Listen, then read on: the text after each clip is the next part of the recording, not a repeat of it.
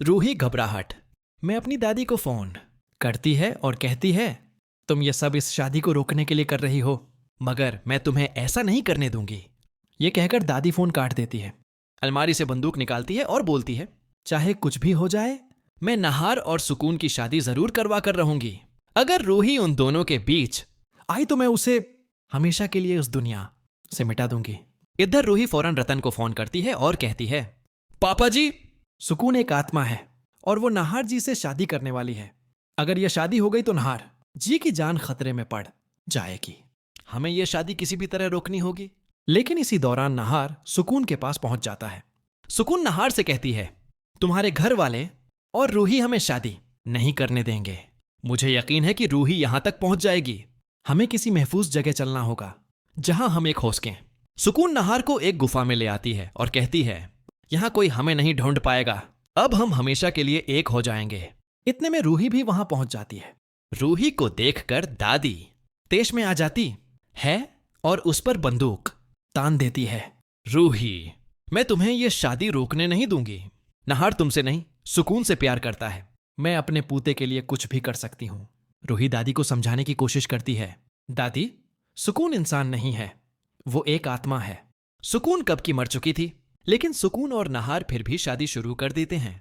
रूही बेबस होकर दादी से बंदूक छीन लेती है, सुकून पर बंदूक तानती है और कहती है, मैं ये शादी नहीं होने दूंगी। मगर नाहर दरमियान में आ जाता है और कहता है, अगर तुम्हें गोली चलानी है तो सबसे पहले मुझ पर चला दो। रूही घबरा जाती है, लेकिन नाहर कुछ नहीं सुनता। उसी कश्मकश में रूही गोली चला देती है, मगर सुकून को कुछ नहीं होता। ये देखकर दादी के होश उड़ जाते हैं और इन्हें यकीन हो जाता है कि सुकून वाकई एक आत्मा है। रूही कहती है, दादी, अब तो आपको यकीन आ गया होगा। अगर यह शादी हो गई तो सुकून नाहर जी को हमेशा के लिए अपने साथ ले जाएगी। दादी और रूही मिलकर सुकून को रोकने की कोशिश करती हैं, मगर सुकून अपनी ताकतों से रूही पर हमला करती है। रूही दर्द में तड़पती है। नाहर के जहन में पुरानी यादें लौट आती हैं और वो सुकून के जादू से आजाद हो जाता है।